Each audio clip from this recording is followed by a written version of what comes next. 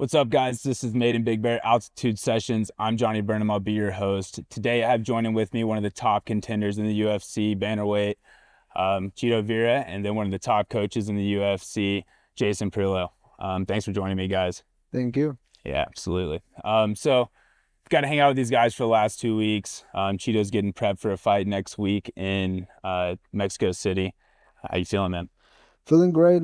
Grateful for the mountains, the altitude, and the people around here. It's been nice and ready to go. Awesome. So when you guys were kind of checking out places to come and train, what brought you Big Bear? Like, what made you want to come up here? Well, I mean, I have had trained up in Big Bear quite a bit from the time I was in my 20s to today. Yeah. Now. So I was fighting in Mexico City. We're at an altitude of 500 feet where we'll be competing. Well, where Chito will be competing at. And obviously, we want to get a little bit of a better lungs going up there. We didn't want any insurance plans. We didn't want any excuses going into this fight because we have a hard time with the air. You know, I think we made the right decision because, again, you forget, I've been up here to train on and off for many years. And you forget about it. You know, you think it's all mental. You train so hard at sea level or down by the beach, and that's where we're located at. And you just figure at the end of the day, you know, you're in great shape, no matter which way you look at it. But then you get into this air, it's definitely a different animal.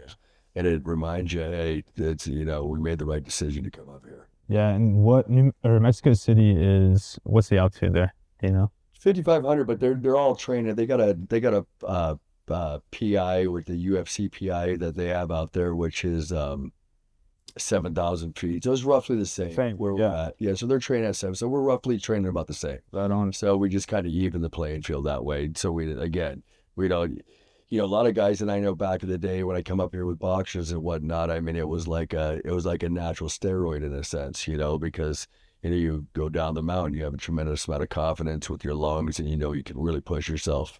Absolutely. Now it gets me, to you, Chito, when you came up here, could you feel the difference in your training? Yeah, of course. Like the first few sessions, you feel like the difference of the altitude and everything. I have fought in altitude in the past, so when we were talking about like, should we go to Mexico early or should we stay in California but go to the mountains? I mean, there's something about being here, like it's peaceful, you're isolated, there's no distractions. That also gives you an edge in like you're only focused on the fight, getting ready, getting your body strong, your mind healthy. So it was a great decision to come here as a team and just keep pushing for 2 weeks, and it feels good to be done. Like the camp is over now, it's 7 more days and go time. Yeah, so over the next 7 days, what do you guys what's laid out? What's the plans? Well, now it's traveling really for the most part. I mean, we're up here. We're spending the night here. We're going to watch the fights here, and then we're going to go down the mountain tomorrow. Obviously, take care of the traveling, suitcases, and get the clean clothes, hang out with the family. Yeah. And shoot out. We're pushing the line. We want to be right about a day and a half before we go back up there. Not that we're worried about losing the altitude, but we like to just kind of maintain in the same air, I guess, at the end of the day. Would you happen to know this, since you're from up here, if you don't mind me asking you a question? Is there a difference between training and when you're in altitude as far as the weather's concerned, whether it's cold weather or hot weather, so humid weather or dry weather? With your breathing, yes, not necessarily with the oxygen level, but with your breathing, taking in cold air, a lot harder on the lungs, right? So, hence like warming up or always training in a warm environment for the most part. So like when you guys were going on your runs and stuff outside right after the snow, that's hard on the lungs. Yeah, that's a lot of conditioning. It's hard to get a breath. It hurts the throat when it's going down. Sometimes you can't get as full of a breath. So yeah, absolutely. I mean, there's some conditioning in it in a sense where it's harder to breathe because of the temperature. So there's a chance of more panicking. Yeah. So some mental training to it too as well. Absolutely. Yeah. Nice. I mean, you guys have watched Rocky. He did it. Yeah. We try to do some Rocky stuff. Yeah, absolutely. So, Jason, this is a good question for you. When you're training, right, when you guys are training, how do you balance, especially coming up to the altitude? It's a lot on the body. It takes a little more to recover. How do you balance making sure that he doesn't get burned out? The training is efficient. It's not too much, and there's a little bit time to recovery. Is there? I mean, I guess that's an interesting question, but at the end of the day, I mean, Cheeto trains year round, so it makes it a lot easier of a project, really. At the end of the day, if I got to worry about a guy or a girl, we could say, because they all compete, right? I got both female and male fighters. It just depends how they're living their life outside the gym. That's a huge factor on there as far as overtraining and burning out. Has he burned out? Yes. He has, because he's been fighting for the UFC since he was 19, 20 years old. He's a 33-year-old man now. So at the end of the day, he's got to see what's nice where we're at right now. And it's probably it's benefit for everybody around here. At the end of the day, we're up here, we're secluded ourselves, we're getting ready for a fight. Chito has gone through a burnout stage of his career. He's gone through a lot of learning aspects of your career. Because when you're a kid, he's growing up in the UFC, he's growing up at the highest level of the game. Even if you're at the prelim and you're fighting, on lower on the cards, which is going to be a little bit lower level talent per se, but it doesn't mean it's not the highest talent. Right. It means it's kind of working his way up the ladder, right? So he's kind of developed and learned a lot about himself and a lot about life, his family, everything you can learn about life while he's growing up fighting for the UFC. So of course you're going to get burnt out a little bit here and there. I'm speaking for him, and I could be wrong at the end of the day, but of course you're going to get burnt out at some stage. And for me, I got to, like, your question is, how do I help balance that? You got to let the kid live his life. You know what I mean? Yeah. But I also have to give him good advice. I have to be patient with him, and I have to really, at the end of the day, really know where he's at in his head. And he's really honest with me. I'm honest with him. You got that trust factor. I can see where he's at. So I know when to say, hey, let's take a day off. Hey, let's take a week off. I've told him, hey, man, get out of here, man. You got to get out of here. But it's a tough thing for him to do, because fortunately, regardless of the burnout stages, regardless of being at a low, a young age and a lower level of thing, and working all the way up to the limelight, doing podcasts like this, people notice them on the streets, that's stuff that you strive from the time you're a kid, and you already have the light in your face to try to work that direction, and you work hard, and you go a lot of different directions, and you get there. You know what I mean? And now that's where, ironically enough, for especially Chito, because he's got a unique career because of how young he was when he started with the UFC. Right? Yeah. We're making sense, right, with what I'm saying. No, absolutely. So I've watched him go through a lot of stages. Most importantly, I mean, it's always mental, because physically, fortunately, like I said, he stays in the gym. He's always in the gym. He lives a clean life. He doesn't drink. He doesn't party. He doesn't do drugs. He doesn't do anything like that. That makes overtraining or anything like that really hard to do, right, to be honest. And that being the athlete you are, so. But as far as burning out and keeping somebody hungry per se, because he's already fought for a title, to stay hungry and have that same desire when you get to this high pinnacle and this fame, and people are chanting your name, and you're one of the most famous guys in your own country, because he's from another country, which he represents highly. He's one of the most, notorious guys, I guess, you got out there, right? At the end of the day. So there's a lot of stuff that you got. He's had to deal with a lot of pressures of learning a lot about his own life and becoming a man while being a fighter for the UFC. All right. Fortunately, like I said, he hasn't done the drugs. He hasn't done the drinking. He doesn't do the smoking. He doesn't do all that. He stays hungry. He still loves it. You know what I mean? So that burnout stage is going to come with all of us. But if you love it, then you're going to do well, and you're going to succeed, and you're going to come back to where you need to be. Absolutely. What fuels your fire, Chito? Say it again. What fuels your fire? What keeps that drive and you persevere?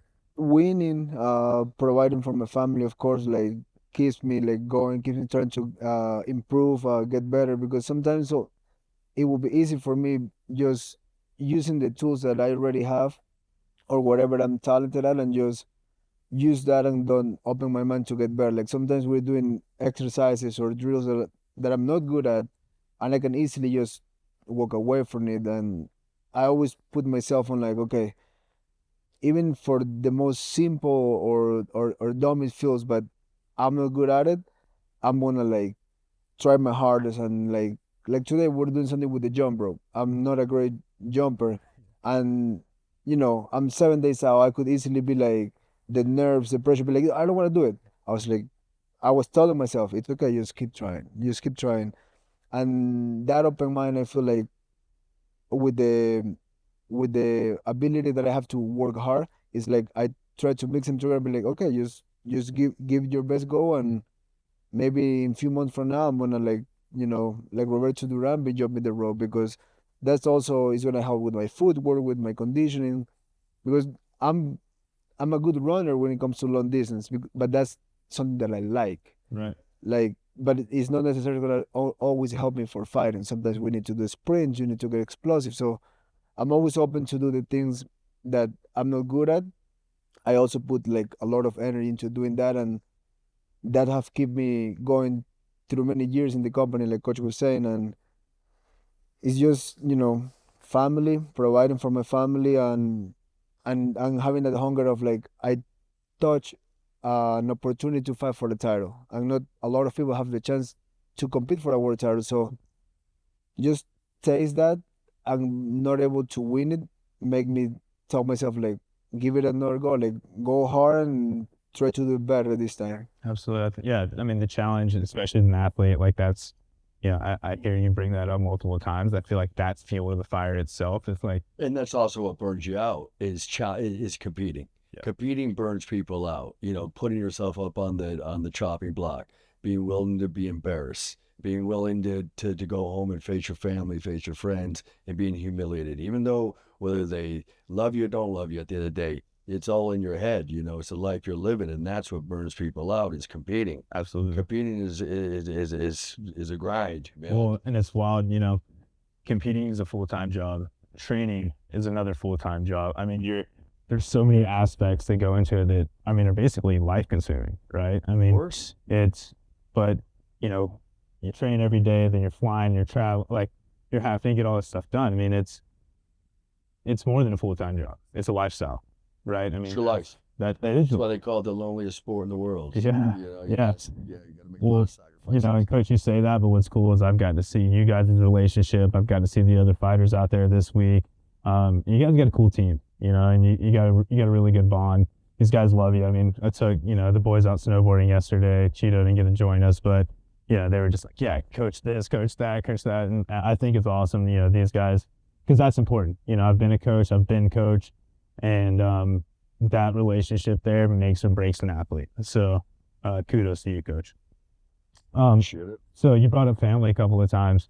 How does how does your family feel about you coming to Big Bear and doing that extra couple of weeks to travel to go train? I mean, I'm sure they're used to it in a sense, but I mean, I feel like when like the sacrifices that you do for for a better life later, like if you have a good stuff at home, I feel like that's also gonna help. Like if you're in a relationship that is toxic or dramatic, I've been married for 14 years. I've been with my wife since high school. We met in fourth grade, so luckily for me, I don't have to like you know convince her or ask permission. Like Yeah. I'm the man of the house, and I will do what I have to do to give them better. And with my kids, like I know like there's parts that is like, okay, you're gonna sacrifice all that,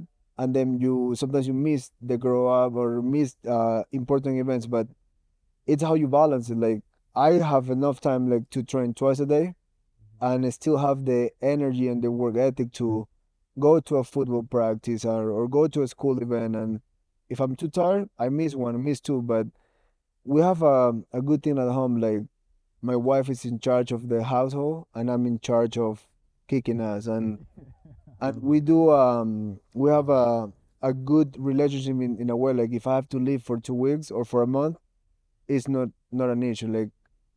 Like it's just everybody's Make happy. or break a fighter. That's If exactly you what I was don't have thinking. the right support. That at home. support system is everything. Yeah. It really Sure. is. How many kids do you have? I got 3 kids, 3 kids. 14, 10, and 7. They fight. No, actually, the the two older did jiu-jitsu for like 4 years, but they were little, so they don't even. And they remember they did it, but they don't Yeah. really learn. They were just going as an extracurricular activity. Now the boy plays soccer and flag football, and he's like super into it. the youngest one do gymnastics, and the older one does a bunch of activities at school. Yeah. Did your wife fight or anything? No, No? she You're the only she one? does Pilates and No wonder you're in charge of kicking Tennis, ass. so she played tennis. oh, she played tennis growing up. That's true. Like her grandpa, like she actually were like a real athlete. She would work out like at 5 in the morning before school, after school. Like she was trying to become a professional, but she used to play like she's still playing good. She's just not in the shape that she were when she was a kid. Yeah. Well, I don't know if you guys heard from Shadow yesterday, but I think Big Bear might be stealing them from you guys. Did he tell you all that? What? He was like, Shadow. he was like, I'm moving. He was like, I think I'm moving Big Bear. Right? We had him hyped. He needs to, he just came out from Minnesota. That's what he told me. He drove out 27 hours to join us out here. Yeah. And I knew he'd be a good little look for us out here, and I wanted to have a full-time body out here, and then kind of mix and match with some other guys, and he was a good guy to have out here for us. I watched him take a good guy shot for for you this guys. guy. Yeah, for sure. Yeah. We'd love to have him. I was talking to Red yesterday, and I think it would be awesome if we. It would be good for him too, like to develop in California, get a job, and keep also chasing his dreams. If he continued to like fighting and stuff like that, it's good for him because when you leave your comfort zone, you gotta go straight into like let's try it. Absolutely. I mean, I came from Georgia. I'm 2,600 miles away from my home. How long you been here? 7 years. Oh, wow. Yeah. How old are you? I forget. 31. 31. Yep. And when I came out here, I was like, I'll be here for 6 months. And then I just Still hung out. Yeah. It's great. Like we've been talking almost every day. It's like I think we should buy a place out here. Yeah. Like, I mean, I grew up in a farm, and the mountains, like it gives you a different. It's close to a farm almost. I mean, it's not, but it is, right? It's almost like. No, absolutely. That's kind of why I stayed. I come from a small town in Georgia. That's about an hour away from the city. Right. Which I'm the same to. I got up here and I was like, small town. Wasn't expecting to like get to know people the way I did. But I felt like the hospitality. Everybody's so kind. Yeah. It's like I think Red said it to me. He's like, well, if you're the bad guy, everybody knows you're the bad guy, right? I mean, because there's not a lot of people, a lot of tourists, but not a lot of people living here, right? Yeah, and exactly. And then the community's supportive. It's like if you're stuck, somebody's helping you pull out. Absolutely. I mean, if you're whatever, like people give a helping hand. Neighbors, it's the same thing. So. No, it's really cool. I love this place. I really do. I'm glad you guys got to come up here and experience it. Definitely hope that you come back. So what made you guys, getting back to your fighting partners, how do you kind of pick who you're going to be sparring with and fighting with and training with? Right, and that's obviously depending on the guy we're working, the guy we're fighting. Fight, right? If we're fighting a guy 5'6", we're not getting a guy that's 5'11". Yeah. A 5'11" stand-up guy after fighting a 5'6" grappler. You know what I mean? But fortunately out here, we live in Orange County, which is there's a lot of fighters out there. So we get. Matter of fact, there's a lot of fighters out there, but we grabbed a guy from Minnesota. I know, that's what I'm saying. Yeah. But it's just because I just kind of met him on a whim. The kid that we're fighting, Shadow's a very athletic kid, so I know that we can kind of make adjustments and have him firing the lanes that I'm looking for to close some holes if he can emulate the same threat that we'll be looking at. You know what it says? And that's what I kind of look at. You're always going to look for guys that, because we've had a lot of high level fights. He's knocked out, ex-world champions, and our sparring partners have been, moderate to, like, if you look at the record, you say, well, who is this guy? He's 1-2 or 2-2 or whatever it is. Right. For me, when it comes to sparring, like I said, I've been up here a lot. I've been a sparring partner up here for some high level boxers too, as well, back in the day. And I wasn't a guy that they're going, who's he sparring with? Oh, Jason Parillo? Oh, wow, he's going to be ready. Yeah. You know what I mean? Because that's not what this, I know, Coach. You don't have a bad record yourself. Come on. God bless. But at the end of the day, you hear what I'm saying, though? We're trying to get the right rhythm, the right movement, the right look, the right ability to emulate the guy we're fighting, and the right toughness. They can keep showing up. I figured, here's a kid from Minnesota. We're going to go be up in the cold weather, up in the altitude. I think he'll be able to hang in there because this place will break you. I've seen it done. And anybody else that we brought up there, there's been 2 guys that have been able to hang up here with us. The whole time we're up there. And, it's Andreas and Shadow. But we had some kids come up there, and granted, the weather played a part, but at the end of the day, it's not fun. Yeah, It is a perseverance. absolutely. I mean, and you see it.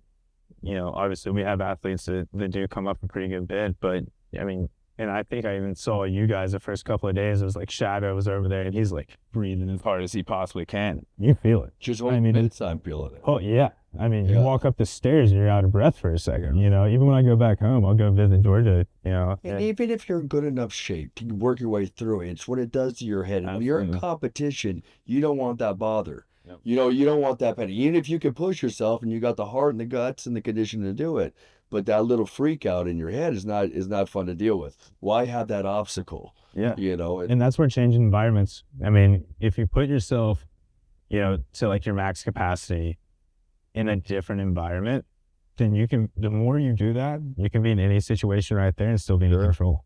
And I think that's key, especially for your fights, Yeah, I mean, it give you that extra edge, like, okay, I pushed hard, I went up to the altitude, I handled it, I went through it, and it just makes you walk with confidence when you're walking to the cage and say, okay, now it's go time, I'm gonna give my 110% and go for a win. Yeah.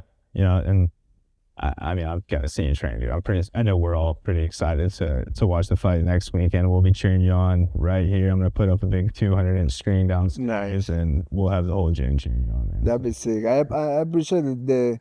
The gym has been very supportive. Like we come at different times. We get to train, and that also helps. When you're in the right environment, people is giving you good energy, good vibes, and that's everything you can ask for. Yeah, and that was kind of key when we took over this place. It was making sure that we built something that would suit guys like you and other athletes, and guys like Red and I, where we need to be in that right space to do what we need to do, and train hard.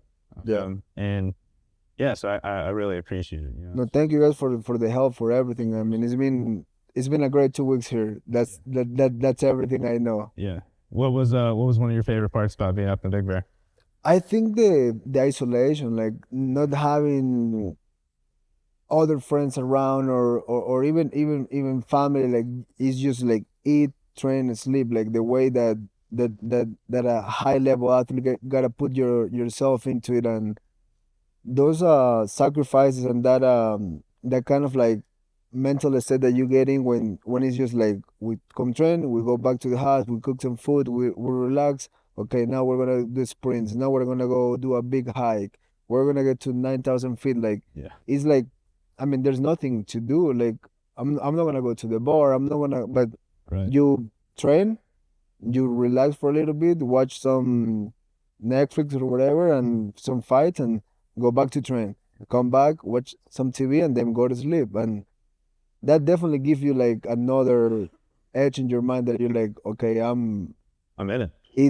It brings you higher. It gives you something else. So I like this kind of like isolation. Like, I don't get like, some people is like, oh, you get like mountain sick. I'm like, I can just stay here the rest of my life. Well, it's kind of crazy when I brought up what fueled the fire earlier. It wasn't, you said whipping, but it wasn't like the fame and the people screaming your name and all that. It was the family, it was the mental part of it. If it's everything that's like here and here, and that's what I think this place definitely hones in on. Is it the right being hungry for the right things, right? Like all those things will come, but they will come with winning, with the stay on it and stuff like that. The rest is just comes and go. One day with the experience. See, that's what I was kind of answering the question earlier. I'm just listening to your guys' conversation. I don't need to jump in, but that's what I mean. What you're saying is that, but it's almost that hunger thing too. I mean, he's growing up in such a. You say he didn't answer it, fame or whatever. Right. I bet you if you asked him when he was 22, 23 years old, he wanted to be one famous man. Yeah. And I bet you when you asked him at 24, 25, he wanted to be a rich man.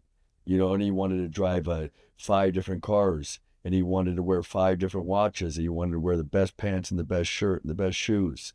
That was there at one time. Right. That's what's most important. If that's your number one desire, which it wasn't, but it creeped in his head. Don't get me wrong, just like any fighter, it's going to creep in your head. That what happens. But he's young enough to experience that on the learn in the game. You know what I mean? Which is a beautiful thing, because let's go back, not a drug addict, not an alcoholic, family man, doesn't make bad decisions in life, which will help, that hunger will relocate to you, right? And that desire, and that lack of fear to compete as well, you know? Yeah. But at the end of the day, I don't know. I didn't mean to jump in No, this you're good. conversation. No, you're good. I mean, But you understand, like, it's all a full circle here, what we're talking about. Like, each question can actually come back to this, because that's one of the most important factor about Chito Vera right now, is where he's at mentally. And that's with every fighter, every athlete, and you know that being an athlete yourself.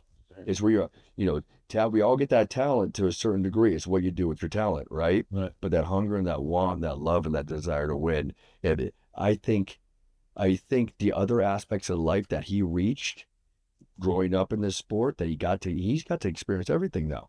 Right. Outside winning a world title, you got to fight for one though. You know what I mean? He's got to fight, and he got all the other tangibles that come along with it. And he found out which one made him feel the best. I think it's winning a fight. Unfortunately, our last fight, we got robbed. I have to say that while we're on air. But at the end of the day, it is still, that can also make or break a guy, depending on how he's living his life, how he's, what he's doing, who he's around, and what he's hanging out with, and what he's focused his attention on. That can break you too. Again, because you're down and low. He's felt the lowest of lows. He's felt almost the highest of highs, and he has felt the highest of highs. Because when you knock out world champions, guys like Frankie Edgar, Dominic Cruz, you knock these dudes out, or the best bantamweights of all time, you're knocking them out. Believe me, you feel high. Oh, I bet. You feel as high as you go, especially when you're a big fan. You're growing up as a kid, and then growing up in it. It makes you feel like I conquered the world. Yeah. Yeah. I'm very good about catching my swearing too, by the way. Very good. I thought. Yeah. But at the end of the day, I think we got a rejuvenated, well-experienced, well-educated, and intelligent Chito Vera now going into his next fight. Yeah. I'm hoping to go on a proper run, the run that I expect to go on. I think we can do it. Again, what's most important is if he stays hungry. And the questions that you're asking him exactly right, because those are the most important questions. Because if you can hold on to that and you want that, the sky's the limit, because we still got some, we don't have a physical excuse yet. We're creeping. We're coming up to the line right now, but we're right here still in our prime. We've got a couple good years in our prime. And again, the way he lives his life is going to help maintain a couple extra years. Not partying, not going to the bars, not going to the well, not chasing the girls, not doing the stuff that, you see a lot of toxic people do. Absolutely. So you do. People get to that level, athletes get to that level. It's like, you start getting to pick and choose stuff. Yeah. You feel good, and it's about what you pick and choose. Yeah. And you get the front of the line. You get you get free stuff when you can afford it, but finally. Yeah. It's like. It's like, okay. Yeah. No, you can tell, just from my experience with your last 2 meets, you can tell that, the things that you pick and choose have made you a great person. And it's been cool to interact with, it's like, oh man, we got, this big time fighter coming in. It's like, you could have treated us any way you wanted to around here, really. And, you chose to be one really cool dude and, sit down and have the conversations with us on the mat, being that we're able to come in a little bit of training. Like, it was cool, and that says a lot about you. Just goes. I appreciate that. Absolutely, man. Okay, so when this has to happen. So when you guys came up here, and you started the altitude, who did you hear the most complaints out of about the training? Like, did you have like the guys we're up here with? Yeah, like nobody really, because we came up with a small crew, a soccer. We all kind of felt the same way. Maybe me, because I'm I'm double everybody's age, but right. At the end of the day, I would put that on me, probably the one that felt it the most. But we climbed. We came in high. As soon as we got here, we climbed up to 8,500. Great rock and roll here and climbed rocks and acted like mountain guys. Yeah, well, right. So we come in hot. We're gonna leave hot. We might stop and climb the mountain right before we drive down the mountain. So But not a lot of complainers. We're not at a level of complaining. Yeah, cool. We're not playing with. We're not. It's like you said, you've had we're the big boys. Yeah, You know what I right. mean? We're playing major leagues right now. Yeah. So we're not. If the guy, I'm not bringing somebody up to complain. You can't hang. If they don't have that threshold, then don't come up. Figure it out. Yeah. You know. I love And it. then we kept it small too, as well. But we don't. We were got in really good shape leading up to this point. Again, this was to come up and get, you know, the solitude that we have and the altitude and all that stuff. And it worked serendipity. It worked out great, you know, catching up with you guys. And fortunately, there's not a lot of MMA gyms up here. You know, so that helps, right? Yeah. You know what I mean? Right, But yeah. you guys have been great for us, so it's a really good experience. Awesome. I'm glad you guys enjoyed it. Yeah. So you said it's a small camp. What, like, if it say it was a large camp, how many fighters would you bring with you? My camp's really small, actually. Let me be Okay. fair. Chito's been training in small camps since 2016 or 17 when he's, you know, around then when we started working together, because that's how I've always kind of worked. I rented, my gym was RVCA, which was Ruka. I had that gym for 17 years, and I've trained a lot of athletes, a lot of fighters out there, but it's always been a small group. It's a private gym.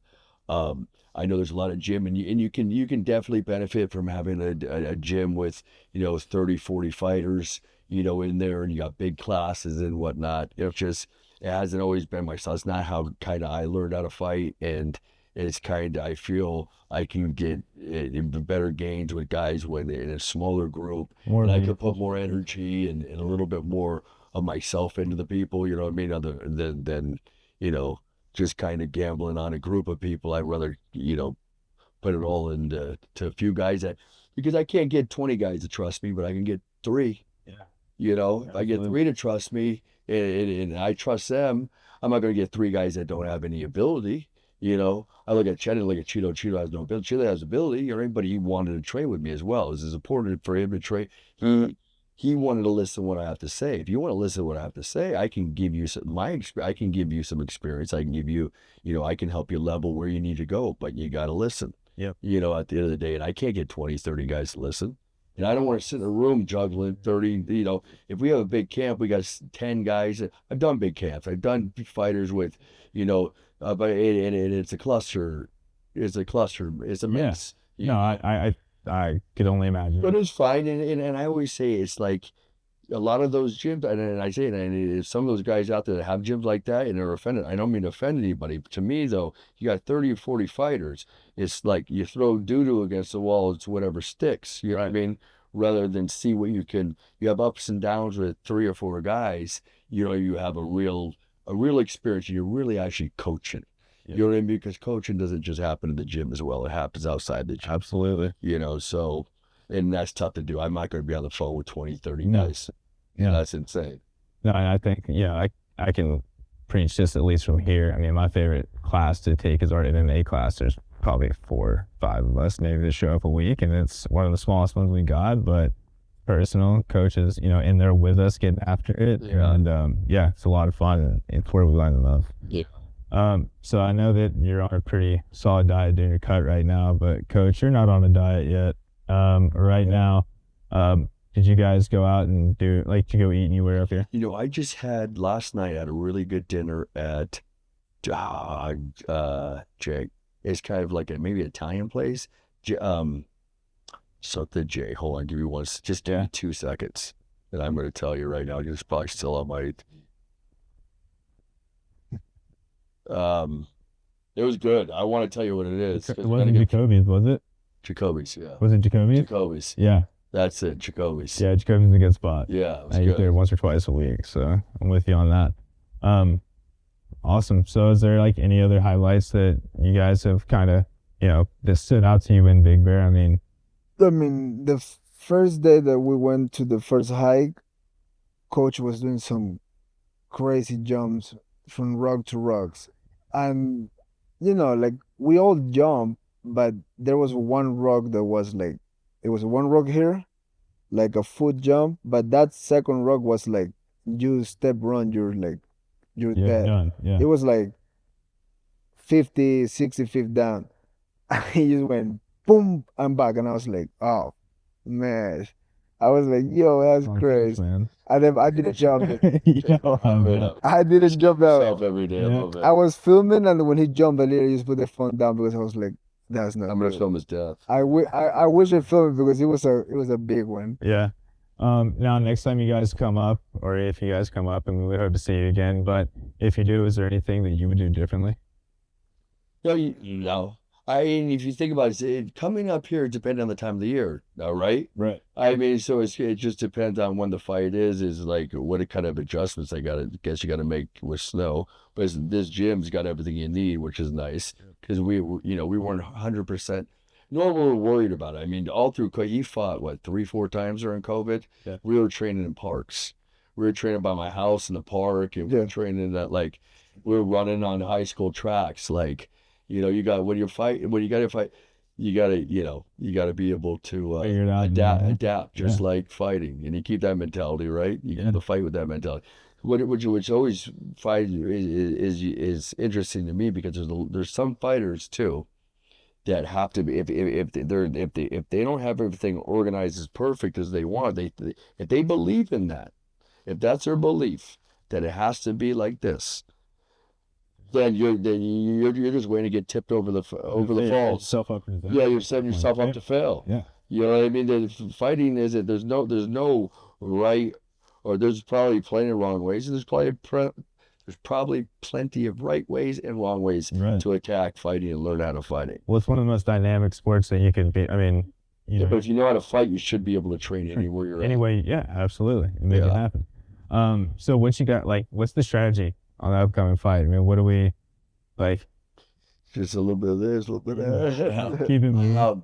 Well, we're fighting a kid that's young and hungry, and he's coming off some really good wins. He's got real good movement, good speed and stuff. We're gonna, we want to track him down. Chito's as much as he's changed his hair, he's changed his styles and the way he's approached fights as well. So they don't know exactly where we're coming up, and nor do I want. And I don't care about talking about, because there is one way we got to beat this guy, and we got to get after him. We just fought in Canada. There's home cooking that goes on in just any sport, especially the fighting sport. Right. And we fought in Canada. We got some home cooking over there. We're going into another kid's backyard as well. He's from Mexico City. He's a native. He's very popular there as well. He's a talented young kid coming up.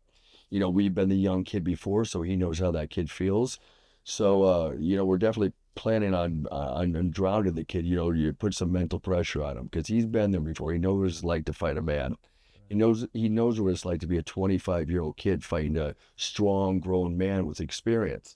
And that little experience, he's fell short, and he's also beat it before. So he knows what that vibration is to overcome that. But he is that vibration now. Yeah. You know what I mean? Yeah, absolutely. So his vibration, our plan is to drown the kid.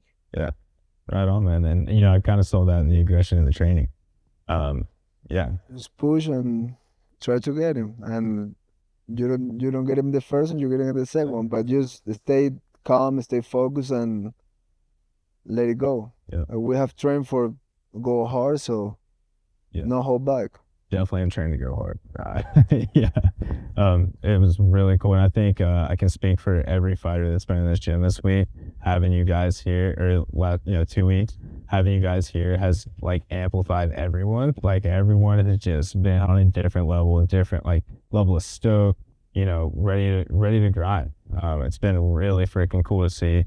I know one of our fighters out in Japan, I was talking to him the other day, and he was just like, man, he was like, I left feeling so good, because he got, he left right when you guys basically got here. He was like, I was amped up, Chito was in there training, I was feeling good. And so it was cool to watch that, and you got a lot of aspirers to look up to you, man. So definitely inspiring. It's important to leave good energy where you're at. Yep. Man. Yep. Yeah. You guys have definitely done that. So it's been cool. So after this fight, what's your next fight? What do you have? You just always one at a time. I mean, you have a contract with few fights, but it's always one at a time. You don't know I don't have a life plan after the 28th. My life almost starts and ends there, and then we go from there again. Yeah, awesome. Fortunately, like anything, he's still got experience to gain, right? We can't say we've learned everything, right? Even though he's grown up in it, and now he's at a different situation in life that he's never been at, But how can you be? Because you have to go through what he's gone through to be where he's at, Yeah. right? Absolutely. So, and you're always in the fight game. You're only as good as your last fight, right? So where we stand right now is our last fight. We feel we got to. It doesn't matter. You're only as good as your last fight, so we need to have a good win. And where our good win comes from, that's where we go, right? If I'm making sense. So in all fighting, in all sports, you don't want to look past what your goal is and what your project is and where you have to get that W in order to vibrate the direction you need to go. So we're putting all our energy and our vibration in this fight. But yeah. Once we go into this fight, we're going to know exactly where we're going to go. We're going to have at least an idea. All right. An idea is all you need. The beautiful thing about the UFC is, you can be on a 3-fight skid and you can be on a 3-fight win. You get 3-fight skid, you're a nobody, never was. 3-fight win, you're now competing for a world title pretty soon. So, and that's where, fortunately, lies being a top tenner, and being up there and competed for the title before. They forgot about him a little bit, and that's what happens. And that's something he hasn't experienced. But you know what he got to experience? That he was known. You know what I mean? So there's in that little flip back is a tough thing to do. We'll go back again, full circle. But the way he lives his life, the way he takes care of himself, and the way he stays hungry, and the way he still loves it, we're going to take that second chance, and he's going to get there. But as far as what he's going to do after this fight is, don't even look there. We got a blinder on that. Right. The blinder is there. We got to beat this fight, and we got to see how well we do doing it too, and that'll give us a better gauge of where we're at. Yep. So, and I'm not saying past this fight, but like after every fight, right? Is there any downtime, or is it next day back to training? Like a little bit, but he of treats it like a job. He could take more, to be honest. Right. He really could. He could take more time off, but Chito also knows that he's got to be a hard worker. Chito wasn't bad, and I apologize to speak about it like this, but he's getting ready for a fight. Right. You don't want to talk a lot, you know what I mean? So I'm going to help bail him out on that a little bit as well. Time off too as well. He also knows that he's got to be a hard worker. He's worked hard for his coordination. He's worked hard for his speed. He's worked hard for his strength. You got to understand. I've trained gifted athletes and I've trained hard-working athletes. The gifted athletes can float around with the toxic parts of life a little bit and still get away with it. It'll catch up to them as well, just like it catches up to anybody. You know what I mean? But the hard workers, like Chito, if he dabbles with that, it kills him. Yeah, absolutely. It kills. There's no getting away with it. Yep. And he knows that he has to be in the gym. He knows that if he falls off of something, the coordination of it, the speed of it, the endurance of it falls. It falls quick, but because he works so hard to peak a movement that he shouldn't be able to do because he's having a hard time chewing gum and walking. Right. You know what I mean? But yeah, that's the mental part too. I can see that. Sometimes I fight. I mean, if there's no like any major injuries, like I go back on Monday, and then coaches like, just treat this week like, but then I'm lifting weights already or go straight for a run. But also like what he said earlier with experience.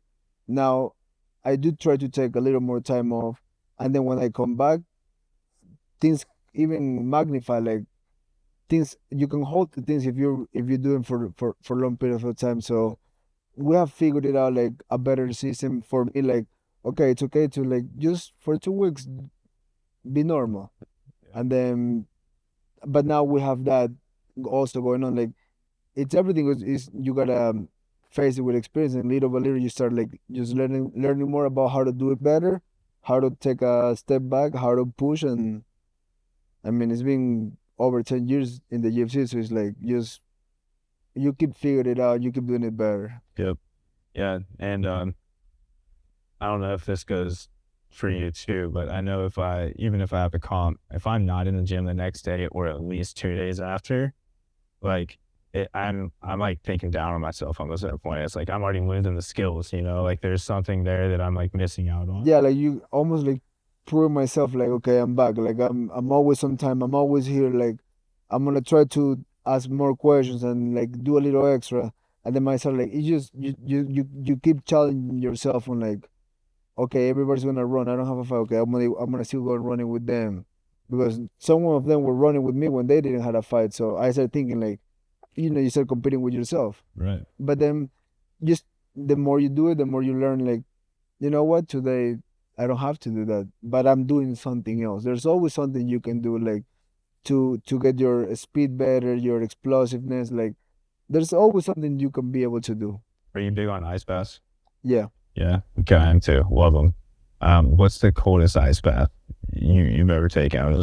Mine gets a bed of ice at the bottom and a bed of ice on top. So I have to break it with a hammer. Mm-hmm. It gets I set them at 32. So mine is like frozen. Have you ever gone to like the point where like you're in there a little too long and you don't realize it, and then you hop out and like can't use your feet or your legs? Or my body doesn't get like that, but like once I only do 3 minutes. Past 3 minutes, I don't think there's any benefits to it. But when I get out, you're definitely like, you have a weird high that lasts sometimes a few minutes, and then I jump back to the sauna. But I have the setup at home, so I do it weekly basis. Yeah, I was just wondering. I was thinking, we got this snow coming in. I didn't know. Didn't you hop in the lake at all and do like a? No, but I did. In the mornings, I do like a cold shower, which is it's pretty much that. Yeah. Cold water out here is another animal. Yeah. Yeah, especially moving cold water. Which if I take you guys down tomorrow, if you guys follow me out, we're gonna hop in a stream. Get ready. That's different. Yeah. Yeah. Especially even the ice, but if one of your friends start messing with you and put the hand, absolutely. Just that moving water. When I jump in, I'm just like, I go till the neck, but I don't move. And then when someone moves, you go like, wow, that little move makes that much difference. Or like, even if like you don't put your arms in right at first, God, that's the worst trying to get them in there. You have to go head down and come up, and then it's fine. Yeah. But if you go half body, it's worse. People don't understand that, but it is worse. We have the polar plunge coming up here. It's like this fundraising event, and every year I try to make sure that like I'm getting in as cold as I possibly can before I go do it, so I can stay in longer, because it's for a fundraiser, right? So I was just thinking about it. Like, man, it just snowed. I was looking forward to April, at that time, because we haven't had snow yet. I was like, water's gonna be warm. This is gonna be easy. And then I think it was like last year I hopped in, and it was like right at 32. Moving water, stayed in for a little too long. I went to stand up and get out, and like my legs just Good shot. It felt like they were ice. Like it felt like my legs were actual ice. Yeah. Kind of no, it did. Ice baths are gnarly. Yeah. Awesome. Well, I know that, like I said, we're really looking forward to watching this all happen. And we wish you the best of luck. Thank you so much. Excuse my language, but it's gonna be great. Like I said, I'd hope to see you guys back up here. The gym's always, Big Bear's always welcoming you guys. Definitely come up after your fight at some point so I can take you snowboarding. Of course. No, I will experience that once, because I need Jacoby's. Yeah, and you didn't get to have Tropicali either, man. Tropicali. Next time I do the whole tour. I keep seeing the sign. That's how we know where the gym is. Yeah. Tropicali. Yeah. Top tier. What is it? What kind of food? It's poke, like pulled pork. Oh, nice. Like Hawaiian. What about Asian? Is it? Okay. Yeah. They got a local moco there? Yeah, they actually do. Yeah. It is that's why, like yesterday when I was eating like a little piece of food, I was like, man, I wish I come back for somebody else fight so I can just right, and hang out. I've been waiting my food. You might. I might bring Mackenzie Dern up here. We'll see. We're a couple weeks up here. We'll be upgrading this place too, so yeah. This is a great place, man. You guys got so much room. Yeah. I mean, how many square feet is this place? 16,000 square feet. Wow. Yeah. That's big. Yeah. And you gotta divide it up real nice. Yeah, you got your own kitchen, a watch room. We're trying to even expand past this building. So what do you mean, another building? Yeah. Another building, maybe add an Olympic-sized pool. And, oh wow. That'd be great for athletes, because you got all different types of athletes that come up here, right? Yep. Yeah. Yep. And some more spaces. We got, massage therapists and acupressure and all that stuff. Yeah. Give them a little bit more space too. Yeah. A couple treatment rooms, but kind of give them their own facility and that sort of thing. And if Red keeps, expanding, dude, we're gonna need a bigger building for him too. So. Oh yeah. He needs something for that hard head of his, man. A bigger building. Yeah, I know, that's so funny. Who was it that punched him in the head? Like, Chito punch him on he's like, dude, I didn't want to punch him in the head. I was like, I'm saving it. I'm gonna save them for next week. Awesome. So, just quick couple questions here. Hardest part of altitude training? Breathing. Yeah, no joke, right? Rapid answer. Breathing. Breathing, maintaining the breathing. Yeah. Would you guys? Let me answer that question real quick too. If Yeah. you get this weird little buzz, a little like, you know what I'm talking about, like a little. It's not the lack of oxygen. It's like your blood starts moving slower through your body or something. Yeah. So it's a weird, it's a strange fatigue. To be fair, It is. It's, okay. Yeah. No, and it takes a little more to recover from that. Like when you really, train and you feel that at the beginning. When you push yourself, when you extend yourself, that's when you know. Now, You feel it. have you ever? So speaking of that, on the fatigue, and that side of things, have you guys ever used altitude training to amplify your training down the hill, like kind of running it in cycles? Like what was that? CVAC. He'll do like a CVAC machine. Yeah. Which kind of takes you up to what, 22,000, I think? It takes you like it can take you as anyhow you want. Space. I have get close to faint in those because I always try to go a little higher because I follow a protocol in every fight. Like I start going like a month out and then I go a few times a week, but I also do feedback and hyperbaric to like get the better of both. And when I start challenging, like going like higher and higher, there's times that I gotta like press exit because I will just faint. Yeah, that's wild. So, and that helps promote like more red blood. It's pretty much like being in altitude. Yeah, that's crazy, man. All right, what do you prefer more, pad work, mountain sprints? I like both. I actually enjoy both. Sprinting is not something that I'm like mad about it. Like I like to sprint. Yeah. So after, I kind of asked this after the fight, but what is the first thing you're gonna do? Chocolate chip cookies. Yeah. Pizza and a Coca-Cola. You like cheeseburgers? Like big old burgers? Yeah, I like steak? burgers. Like a steak? Coach took his tri-tip this week, right? Yeah, all about that, by the way. We do. We eat a lot of steak, but since it's on the daily, it's not a craving. So like the moment the fight's over, normally in the back they have cookies and pizza, so I grab something from the staff. Heck yeah, man. Sounds good. So what's one word that would sum up the entire Big Bear experience? Peace. Yeah? Peaceful. Peace? Yeah. What about you, Coach? You can go zen. You can go zen on the whole experience. Yes, you know? can. Yeah, definitely.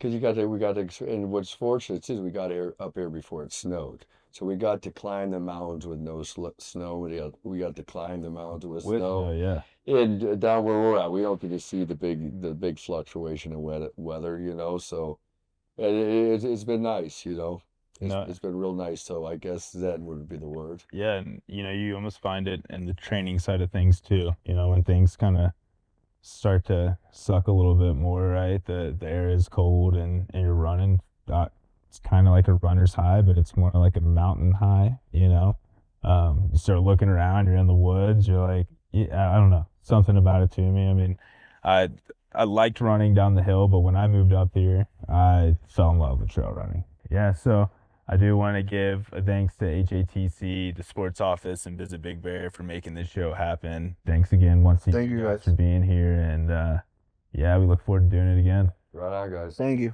Cheers. Okay, cheers.